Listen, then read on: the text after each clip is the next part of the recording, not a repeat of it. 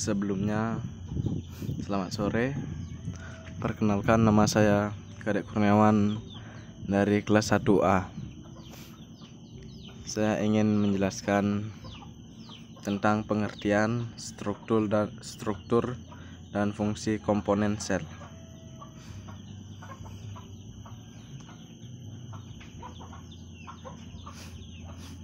Pengertian sel. Sel berasal dari kata Latin yaitu cella, yang berarti ruangan kecil.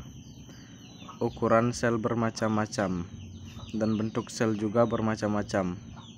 Meskipun ukuran sel sangat kecil, strukturnya sangat rumit dan masing-masing bagian sel memiliki fungsi khusus.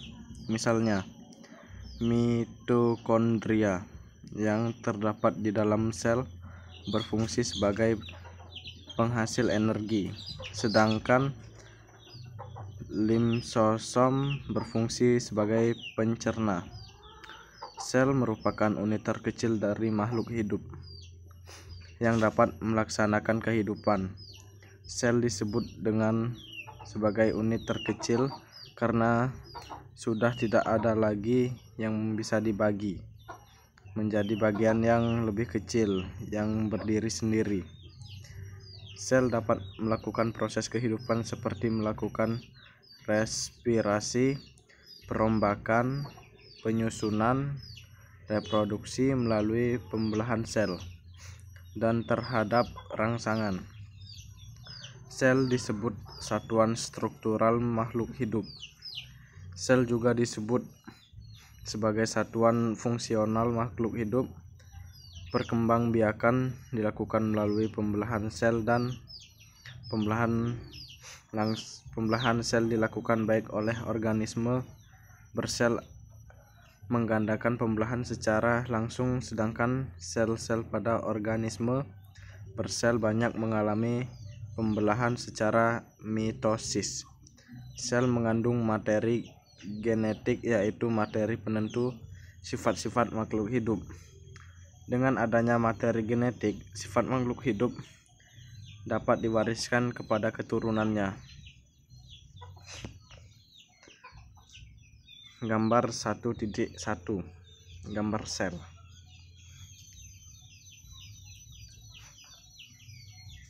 Pada gambar ini dijelaskan bagian-bagian sel. Ada mikrolobus, ada kromatin, ada nuklear envelope, ada nuklear pore, ada nukleosus, ada Golgi kompleks, ada lisosom, ada elangium, ada plasma membran, ada smooth endoplasmic, ada ribosom, ada rogue endoplasmic reticulum, ada cytosol, ada vesicol, ada centriole.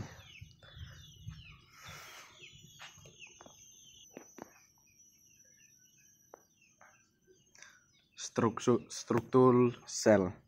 Struktur sel dibagi menjadi struktur sel prokariotik dan eukariotik. Struktur sel prokariotik. Semua sel prokariotik mempunyai membran plasma nukleoid berupa DNA dan RNA, dan sitoplasma yang mengandung ribosom. Sel prokariotik tidak memiliki membran dan sitoplasma yang mengandung ribosom. Ini karena tidak mempunyai membran inti, maka bahan inti yang berada di dalam sel mengadakan kontak langsung dengan protoplasma. Ciri lain dari sel prokariotik adalah tidak memiliki sistem endomembran atau membran dalam seperti retikulum, endoplasma, dan kompleks Golgi. Selain itu, sel prokariotik juga tidak memiliki mitokondria dan kloroplast, namun mempunyai struktur yang berfungsi sama, yaitu mesosom dan kromatofor. Adapun sel prokariotik meliputi sebagai berikut. Prokariotik sel struktur: sitoplas, nukleoid, flagella, pil, ribosomes, sitoplasmic membran, sel wall, kapsul. Gambar 1.2 sel prokariotik. Dinding sel. Dinding sel berfungsi sebagai pelindung dan pemberi bentuk yang tetap. Pada dinding sel terdapat pori-pori sebagai jalan keluar masuknya molekul-molekul.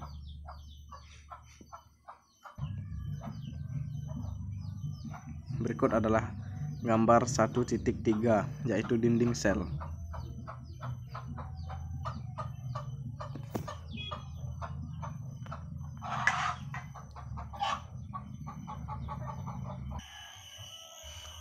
Selanjutnya yaitu membran plasma. Membran sel atau membran plasma tersusun atas molekul lemak dan protein. Fungsinya sebagai pelindung molekul sel terhadap lingkungan di sekitarnya, dengan jalan mengatur lalu lintas molekul dan ion-ion dari dan ke dalam sel. Gambar 1.4 merupakan gambar membran plasma.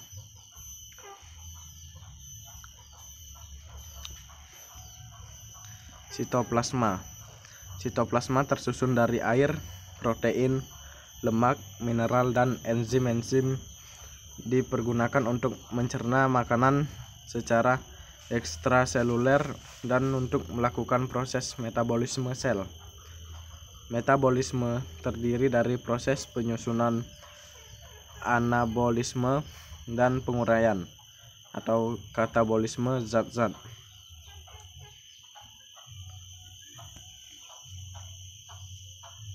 Gambar 1.5 adalah gambar sitoplasma. Bisa dilihat.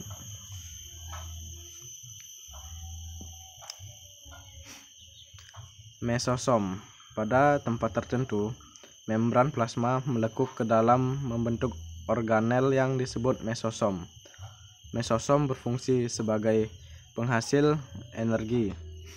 Biasanya mesosom terletak di dekat dinding sel yang baru terbentuk pada saat pembelahan binar sel bakteri. Pada membran mesosom terdapat enzim-enzim pernapasan yang berperan dalam reaksi-reaksi oksidasi untuk menghasilkan energi. Gambar 1.6, gambar mesosom.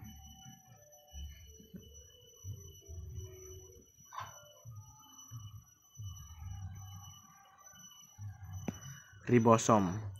Ribosom merupakan organel terdapat berlangsungnya sintesis protein. Gambar 1.7 adalah gambar ribosom.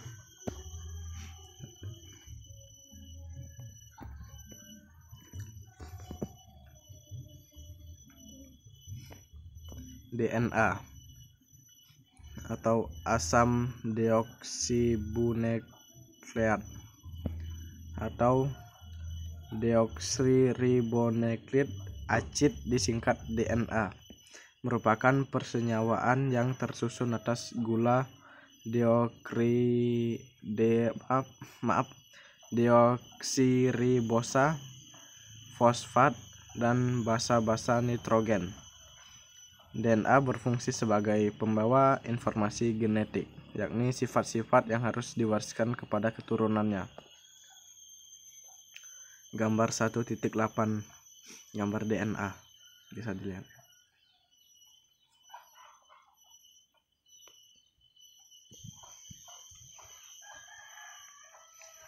RNA atau asam ribonukleat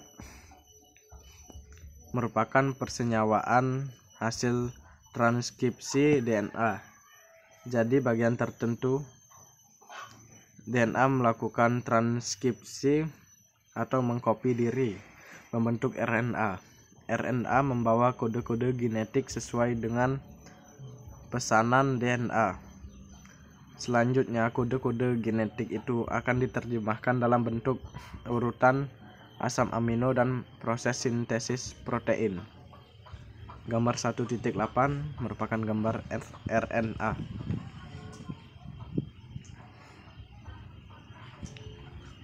Struktur sel eukariotik. Perbedaan pokok antara sel prokariotik dan eukariotik adalah sel eukariotik memiliki membran inti, sedangkan sel prokariotik tidak. Selain itu, sel eukariotik memiliki sistem endomembran, yakni memiliki organel-organel membran seperti retikulum, endoplasma, kompleks Golgi, mitokondria, dan lisosom. Sel eukariotik juga memiliki sentriol, sedangkan sel prokariotik tidak. Adapun sel eukariotik meliputi sebagai berikut.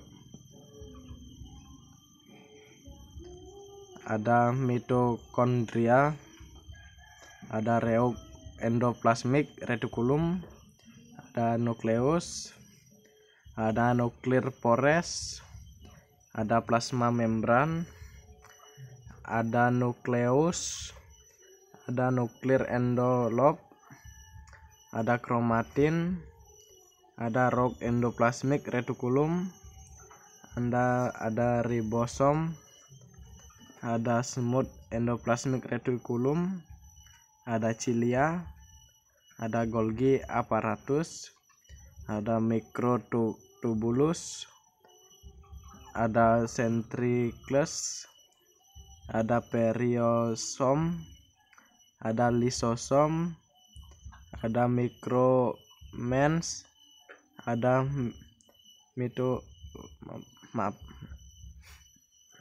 tadi adalah bagian-bagian sel eukariotik. Membran plasma. Membran plasma membatasi sel dengan lingkungan luar, bersifat semi atau selektif. Permeabel berfungsi mengatur pemasukan dan pengeluaran zat ke dalam dan keluar sel secara difusi, osmosis, dan transport aktif. Membran plasma disusun oleh fosfolipid, protein, dan kolesterol. Gambar 1.11, gambar membran plasma.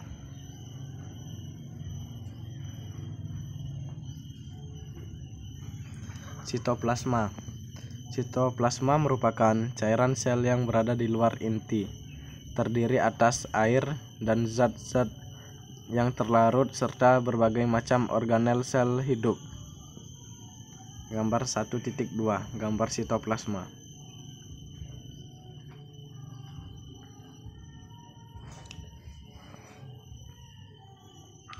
Nukleus. Inti sel atau nukleus merupakan organel terbesar yang berada di dalam sel. Nukleus berdiameter 10 mikrometer. Nukleus biasanya terletak di tengah sel dan berbentuk bulat oval.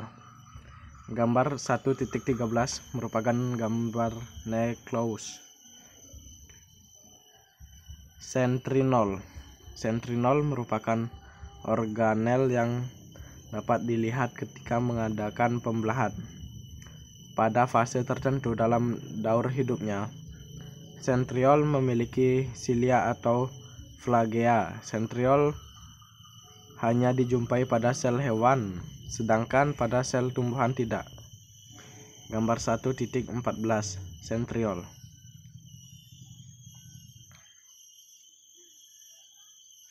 Retikulum endoplasma.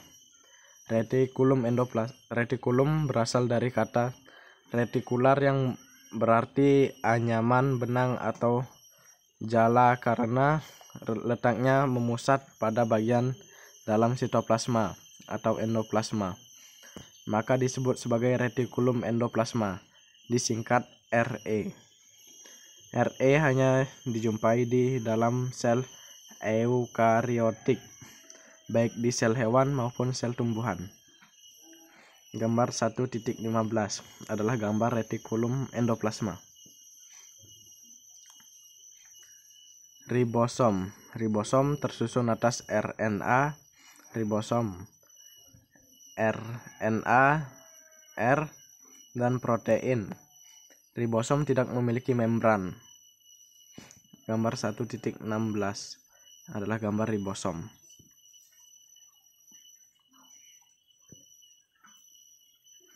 Kompleks Golgi. Kompleks Golgi sering disebut Golgi saja. Pada sel tumbuhan, kompleks Golgi disebut diktiosom. Organel ini terletak di antara RE dan membran plasma.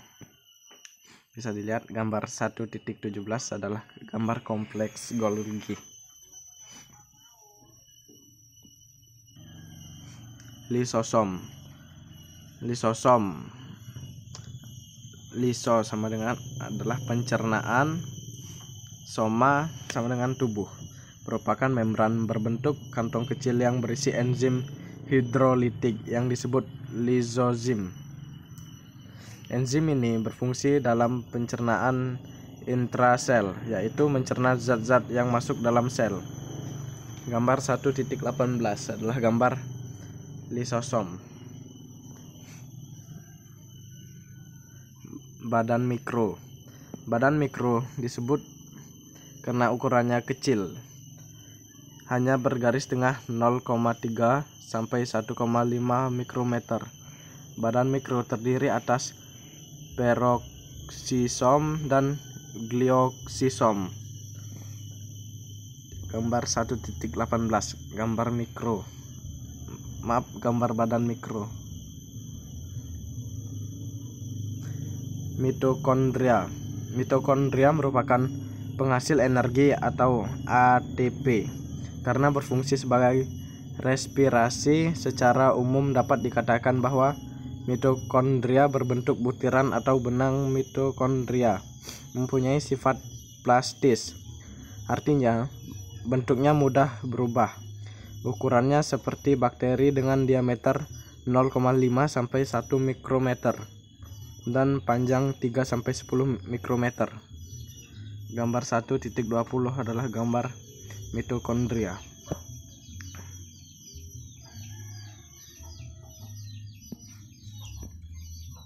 Mikrotubulus dan mikrofilamen. Mikrotubulus merupakan organel berbentuk tabung atau pipa yang panjangnya 2,5 mikrometer dengan diameter 2,5. Tabung-tabung kecil itu tersusun atas protein yang dikenal sebagai tubulin. Selain mikrotubulus, yang juga berperan dalam gerakan sel adalah mikrofilamen. Organel ini berbentuk benang-benang halus tipis yang memanjang. Mikrofilamen tersusun atas dua macam protein, yaitu aktin dan miosin. Mikrofilamen banyak terdapat pada sel-sel otot dan juga membentuk rangka pada sel.